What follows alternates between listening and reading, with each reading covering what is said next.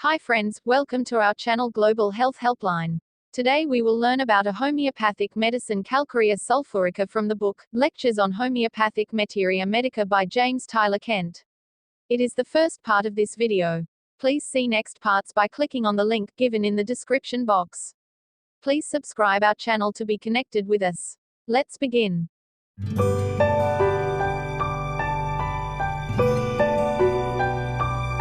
Calcarea sulphurica. Many years ago Schwessler introduced this remedy, and it has been used extensively upon the biochemic theory.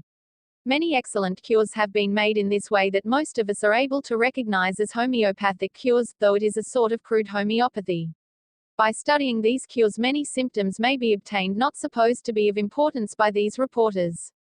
These symptoms often furnish a basis for further consideration or further clinical observation. Many fragmentary provings have also been made, furnishing many of the symptoms recorded in this article. The author frequently made use of Schüssler's 12th potency, later the 30th and 200th, at present much higher potencies. From all of these many valuable symptoms have been obtained. Some of these symptoms have come out upon the sick while under the influence of this remedy, and have been since confirmed, so that the following symptoms must now furnish the best basis that we have to prescribe on. The best consideration that this remedy has ever received will be found in Boerick and Dewey's Meteria Medica of the tissue remedies. The tendency to the formation of abscesses in the body in any place is a strong feature of this remedy, and is quite similar to pyrogen. An abscess that has ruptured and is slow to heal with a continuous discharge of yellow pus, is a strong indication for this remedy. The patient desires the open air, is sensitive to drafts, takes cold easily. It is very useful in the management of malignant growths after ulceration has set in. It is under such circumstances an excellent palliative. It is a deep-acting constitutional remedy, and antisoric, and if given early enough will prevent a malignant growth terminating in its usual way. It is useful in the affections a bone carries a bone. While the patient is cold in general, he often requires to be uncovered because of particular conditions. For instance, in croup and in headaches he feels the heat too much, but the pains of the body are often relieved by heat. He is sensitive to both cold and heat. After becoming cold, complaints come on. Tendency to take cold in drafts, or on slight occasions. He is sensitive to cold, wet weather. It cures the underlying basis of epilepsy, epileptiform and hysteric convulsions. The patient is aggravated from every motion. His muscles are flabby, he is disposed to hæmorrhages. When well-selected remedies act only a short time, and the symptoms agree, this remedy is one that should be thought of along with sulfur, saurinum and tuberculinum. Complaints from straining muscles and tendons, from overlifting, etc. Lame back from such causes. Throughout the chest and head, and sometimes extending into the limbs, there is a violent orgasm of blood, flushes of heat and pulsations. Onanism, and sexual excesses reduce the economy to a state whereby they feel their constitutional disturbance, and this is one of the remedies that elevate the body to better state of order in such conditions. Pain in the bones day and night. Pulsating all over the body. Standing aggravates many complaints, but especially the joints. Swollen and indurated glands. Twitching of the muscles all over the body. Many of the symptoms are aggravated on waking. Many symptoms are aggravated walking, and especially walking fast and becoming heated, aggravation from being overheated. Wants to uncover. Aggravation from the warmth of the bed. A warm room aggravates. Warm wraps aggravate. Great bodily weakness. Thick yellow discharges from the mucous membranes. Thick bloody discharges. Purulent exudations in serous sacs. Bloody pus from abscesses, ulcers and mucous membranes.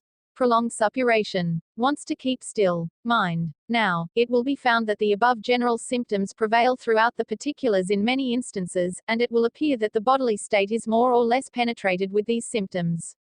The patient is absent-minded, irritable, easily angered. He becomes weak after anger and vexation. Aversion to answering questions. He is easily made anxious, especially in the evening in bed during the night and when lying. Anxiety with fear during fever. Anxiety about the future, anxious about his heart and his health in general. His anxiety is ameliorated in the open air. He has anxiety about his salvation.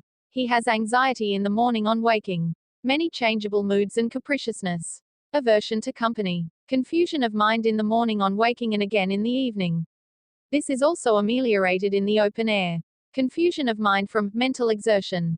Contrary and contradictory moods. He has many little delusions, whims and strange fancies.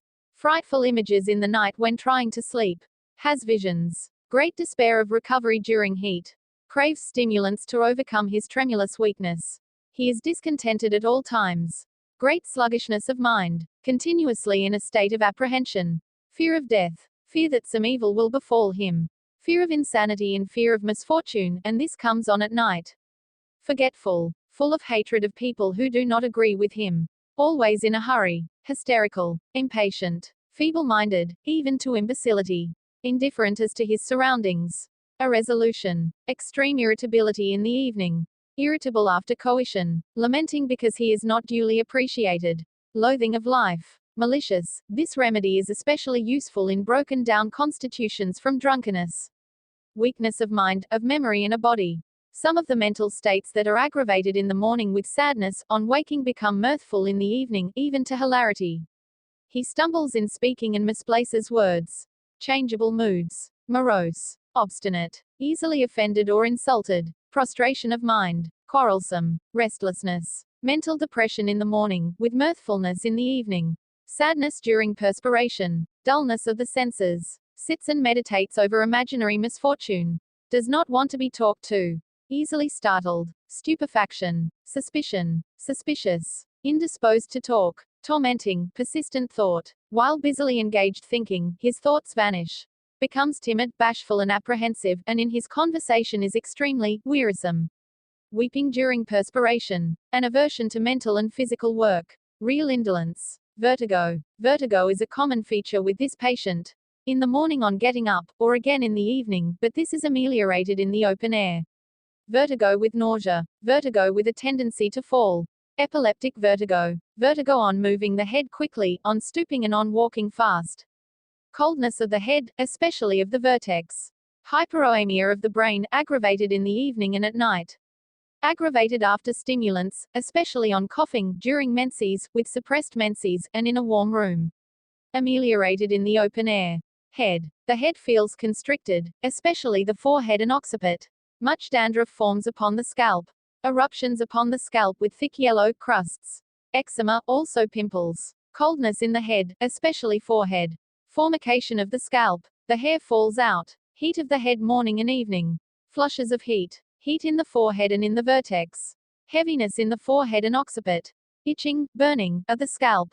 Many inveterate chronic headaches and periodical headaches have been cured with this remedy. Headaches in the morning on waking. Headaches coming on in the afternoon, lasting through the evening and at night, ameliorated in the open air. Catarrhal headaches. Pain in the head on coughing, after eating or disordering the stomach. Headache from becoming heated, and the pain is aggravated from jarring. Compels him to lie down. Aggravated looking upwards. Headaches in women before and during menses. The headaches are aggravated from mental exertion, from moving the head, from motion, from noise.